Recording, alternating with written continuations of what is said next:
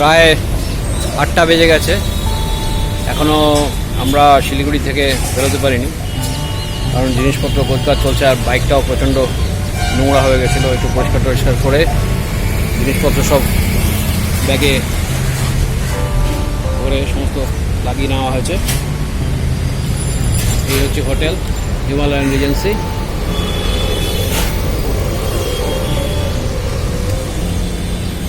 বাকিরা দীপঙ্কর আর অভিনব রেডি করছে নিজের বাইক। ওরা রেডি হয়ে গেলে একটু চা খেয়ে এখান থেকে বেরিয়ে যাবে। ঘড়ির কাঁটায় এখন 8টা বেজে 35 মিনিট, একটু আমাদের দেরি হয়ে গেল। যাই হোক, সকালবেলা ব্রেকফাস্ট করে আমরা এখন রেডি।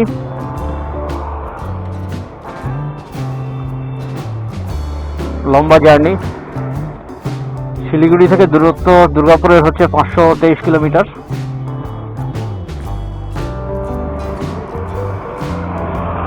জয় জগন্নাথ।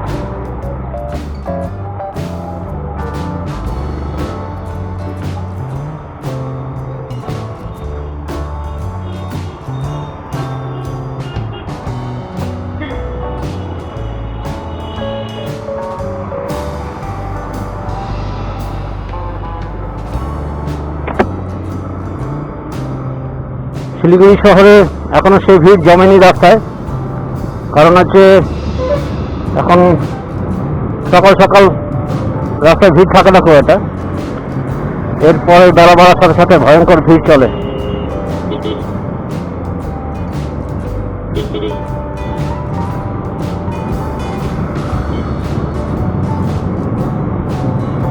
সামনে দার্জিলিং মোড়। দার্জিলিং এখান থেকে 76 কিলোমিটার, বাগডোগরা 10 কিলোমিটার।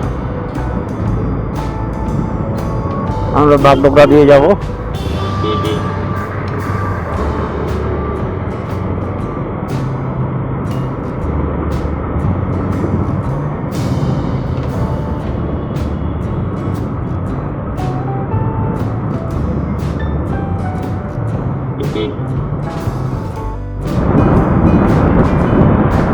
সামনে ইসলামপুর। আমরা বৃষ্টির দেখা পেলাম, হালকা হালকা বৃষ্টি পড়ছে, জোর বেশি নেই, কিন্তু বেশ সুন্দর ঠান্ডা ঠান্ডা হাওয়া দিচ্ছে। আমাদের যাত্রার যে ক্লান্তি সেটা অনেকটা অংশে কমে যাচ্ছে এই হাওয়ার জন্য। এখন টানা এগিয়ে যাব। সামনে ইসলামপুর। ইসলামপুর পার করে ডালখোলা। আমরা ধানতলা রাস্তাটা ধরবো না, আমরা সবাই ডালখোলা দিয়ে যাব।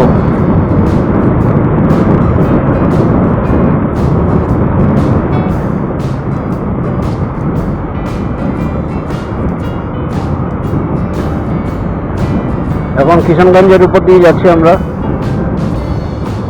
আর যাওয়ার সময় এই জায়গাটা খুব জ্যাম ছিল, আমরা আটকে পড়েছিলাম বেশ কিছুক্ষণ।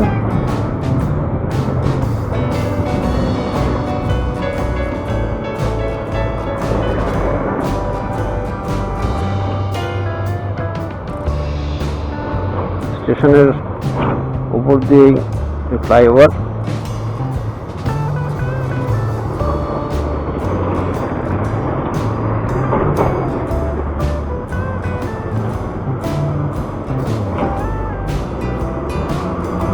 এই জায়গাটা খুব জ্যাম হয়। এর আগের দিন আমরা যখন যাচ্ছিলাম এখানে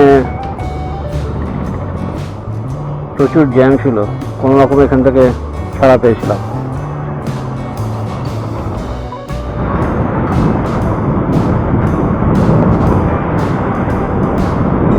যেতে যেতে আমরা আমাদের রাস্তা চেঞ্জ করলাম। আমরা ডালখোলা থেকে আমরা পূর্ণিয়ার রাস্তা ধরলাম। ন্যাচারালি এখন সামনে পূর্ণিয়া, আমরা পূর্ণিয়ার দিকে যাচ্ছি। পূর্ণিয়া, ভাগলপুর, দুমকা হয়ে আমরা আসানসোলের দিকে যাবো, মানে পশ্চিমবঙ্গে ঢুকবো।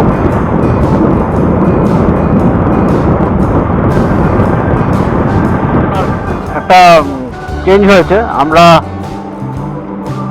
যে রায়গঞ্জের রাস্তাটা না ধরে আমরা বিহারের পূর্ণিয়া, ভাগলপুর, দুমকা রাস্তা দিয়ে যাব। তো এই রাস্তাটা অপেক্ষাকৃত ভালো কন্ডিশন, বিহারের মধ্যে দিয়ে গেছে। এখন এই রাস্তাতেই আসি। এখন ঘড়িতে বাজে 12টা 10। কোথাও যদি জ্যাম না থাকে তাহলে হয়তো আমরা সময় মধ্যেই পৌঁছে যাব। এখন সামনে ভাগলপুরের কাছে গঙ্গা পেরোনোর সময় বিক্রমশিলা সেতু আছে, ব্রিজটা, ওই ব্রিজে জ্যাম থাকে। ওটা যদি আমাদের লাকলিক হয়ে যায়, ওটা যদি জ্যাম না পাই তাহলে আমরা খুব তাড়াতাড়ি পৌঁছে যাব। এখন দেখা যাক, এখন সামনে এগোই। আপাতত আমরা বিহারে, আর পূর্ণিয়া এখান থেকে আর 11 কিলোমিটার। ঘড়িতে এখন প্রায় বেলা 1টা। আমরা ভাগলপুরের রাস্তায় যেতে যেতে আখের রস খেতে দাঁড়িয়ে পড়লাম।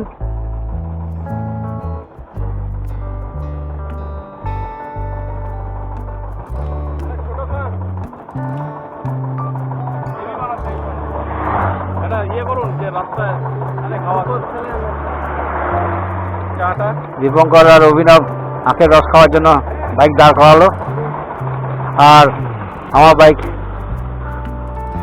এখানে দাঁড়িয়ে আছে ব্যাকলিস্ট।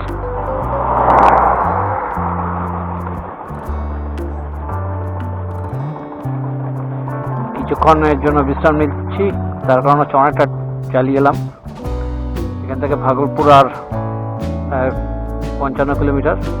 ভাগলপুর থেকে দুমকা, দুমকা হয়ে আমরা আসানসোল অর্থাৎ পশ্চিমবঙ্গের সীমানা পার করব।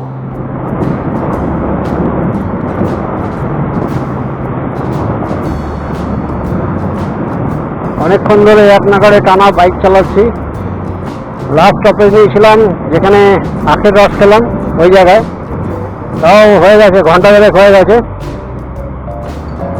এখন সামনে ভাগলপুর আসছে, এখান থেকে ভাগলপুর হচ্ছে প্রায় 14 কিলোমিটার রাস্তা। এবার খিদেও পেয়েছে দুপুরে, এখন দুপুর প্রায় 2:30 বাজে। খেতে হবে। সামনে দীপঙ্কর আছে, দীপঙ্করকে বললাম একটা হোটেল দেখে দাঁড় করাতে।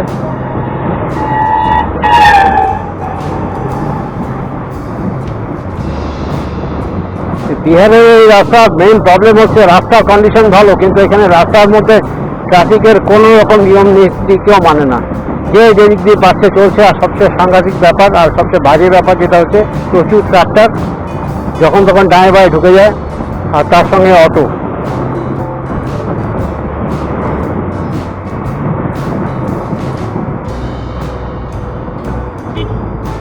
ট্রাফিক নিয়মের কেউ কোনো তোয়াক্কা করে না এখানে।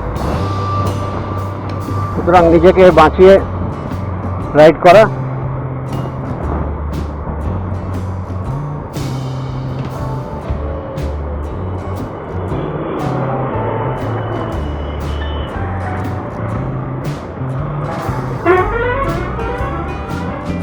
ভাগলপুর ঢোকার আগে বিক্রমশিলা সেতু আসবে। প্রচন্ড ট্রাফিক রাস্তার মধ্যে।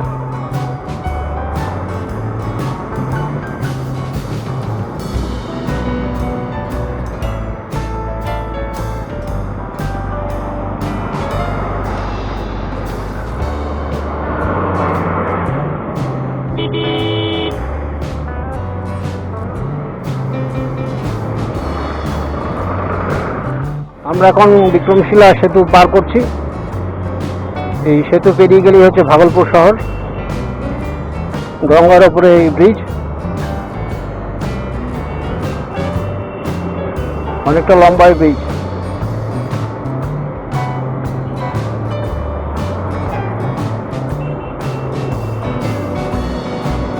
এই ব্রিজেও খুব ট্রাফিক জ্যাম হয়, কিন্তু এখন আমাদের ভাগ্য এখন পর্যন্ত ভালো যে এখন সব গাড়ি চলছে ঠিকঠাক।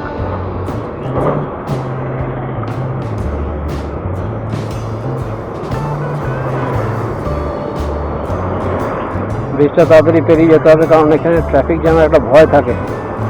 একবার জ্যাম লেগে গেলে ছাড়তে অনেক সময় লাগে।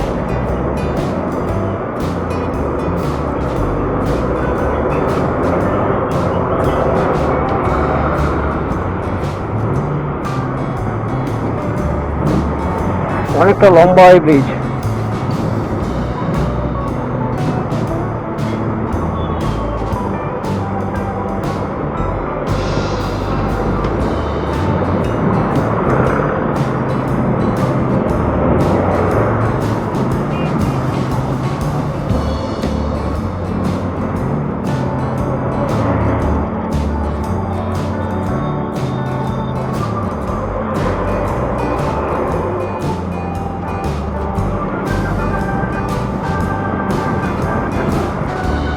যাই হোক, ব্রিজটা পেরিয়ে যাই, ওপারেই হচ্ছে ভাগলপুর।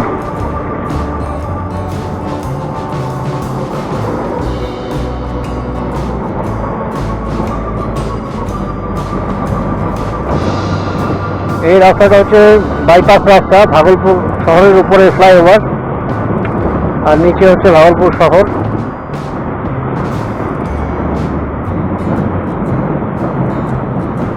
আমরা ভাগলপুরে এক রাস্তার ধারে একটা হোটেলে গাড়ি দাঁড় করিয়ে এখন দুপুরে খাওয়া খাচ্ছি। রুটি আর ডাল তড়কা আর সঙ্গে টক দই। এই হচ্ছে আমাদের আজকের দুপুরের খাওয়া। খেয়ে দিয়ে একটু বিশ্রাম নিয়ে এখান থেকে বেরিয়ে পড়বো দুর্গাপুরের দিকে।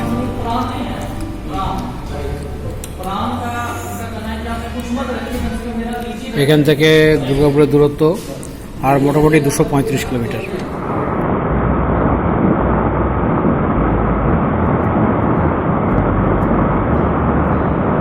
ঘড়ির কাঁটা এখন সময় হচ্ছে বিকেল 5:25। এই মুহূর্তে আমরা দুমকার দিকে যাচ্ছি।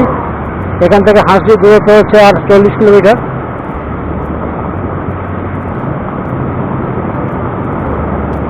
আর দুর্গাপুরের ডিস্টেন্স হচ্ছে এখান থেকে প্রায় 190 কিলোমিটার। তো এখনো ঘন্টা 4-5 আমাদের বাইক রাইড করতে হবে। এখন দেখা যাক, রাস্তা ভালো পেলে, ফাঁকা পেলে তাড়াতাড়ি টানার চেষ্টা করব।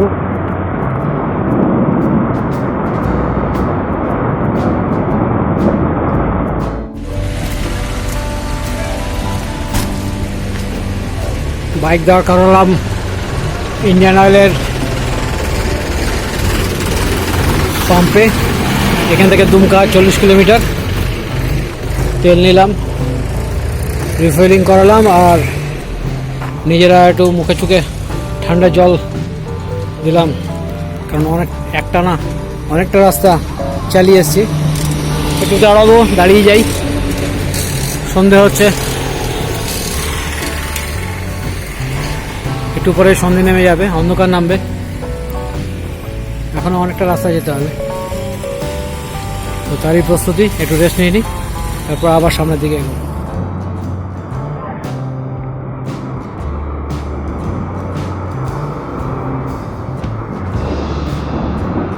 সূর্য অস্ত যাচ্ছে, একটা দিন শেষ হতে যাচ্ছে।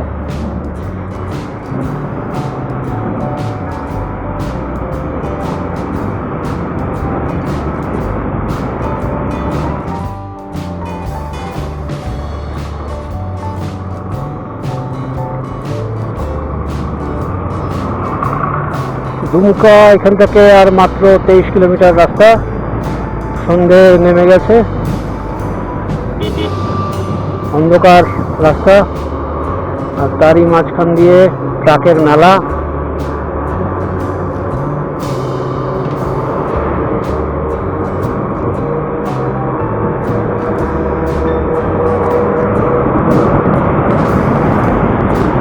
আর আমাদের এগিয়ে চলা।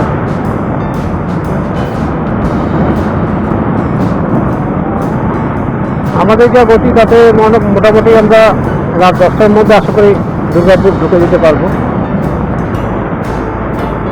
এখন দেখা যাক, রাস্তার কন্ডিশনটা এখন ভালো হতে চলছে, ট্রাফিকও কম। দুমকাতে একটু জ্যাম পাবো, কারণ রাস্তায় একটু ভিড়ভাড় থাকে দুমকাতে।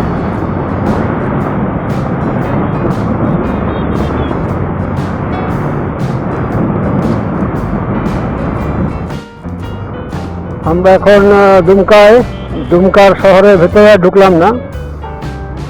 দুমকা থেকে একটা রাস্তা কাট করছে, সেটা যাবে নলাডির দিকে। আমরা ওই রাস্তাটা ধরে নিলাম।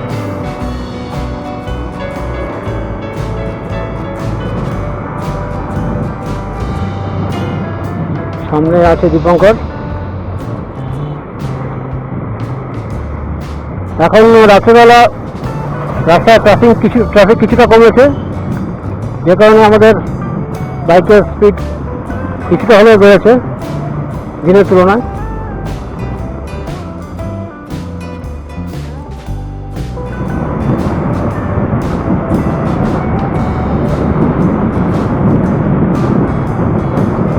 অনেকটা রাস্তা আমরা প্রায় অল্প সময়ের মধ্যে মেক আপ করেছি। তো এখন সামনে নালা, এই নালা হচ্ছে এখান থেকে 45 কিলোমিটার। তারপরেই হচ্ছে আরেকটু এগিয়ে গেলে বাংলা আর পশ্চিমবঙ্গ আর ঝাড়খণ্ডের বর্ডার। তো তারপরে আমরা পশ্চিমবঙ্গে ঢুকে যাব। তো বলতে গেলে প্রায় কাছাকাছি চলে এসেছি।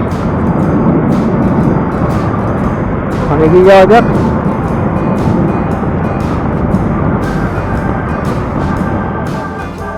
এখন কটা বাজে?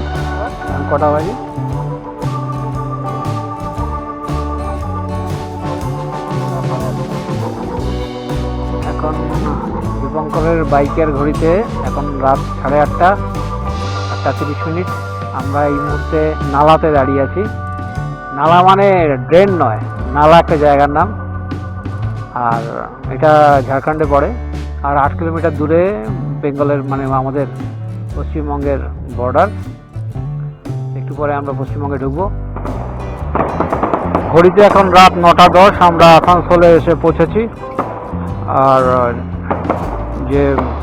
যেখান থেকে পশ্চিমবঙ্গের বর্ডার শুরু হয়েছে, তো সেখান থেকে প্রায় 20 কিলোমিটার রাস্তা হচ্ছে আসানসোল। রাস্তা ছিল জঘন্য, সুতরাং ওই 20 কিলোমিটার রাস্তা আমাদের অনেকটা সময় লেগে গেল। মানে এত গর্ত মনে হচ্ছে বাইকটাই ঢেকে যাবে গর্তের মধ্যে, এরকম অবস্থা। তো যাই হোক, মসৃণ রাস্তা সারাদিন পেয়ে অভ্যাসটা পাল্টে গেছিলো আর কি। আবার সেই ওই অভ্যাস বদলাতে হবে আর কি। তো যাই হোক, এখন বাড়ি ফেরা। এখন আর বাড়ি এখান থেকে আর 40 কিলোমিটার, 8 ঘন্টা রাস্তা ভালো। আর ন্যাশনাল হাইওয়ে, আশা করি 10:10 মধ্যে ঢুকে যাব। কিছুদিন আগে একটা স্বপ্নকে নিয়ে আমরা আমাদের পথ চলা শুরু করেছিলাম, আর সেই স্বপ্নকেই সত্যি করে আজ আমরা বাড়ি ফিরছি। শেষ হতে চলেছে আমাদের এবারের জার্নি। তবে শেষ বলে সত্যি কি কিছু আছে? কারণ শেষের মধ্যেই তো থাকে আরেকটা শুরুর ইঙ্গিত। আবার চোখে নতুন স্বপ্ন আসবে, আবার আমরা বেরিয়ে পড়ব আমাদের প্রিয় বাইক নিয়ে।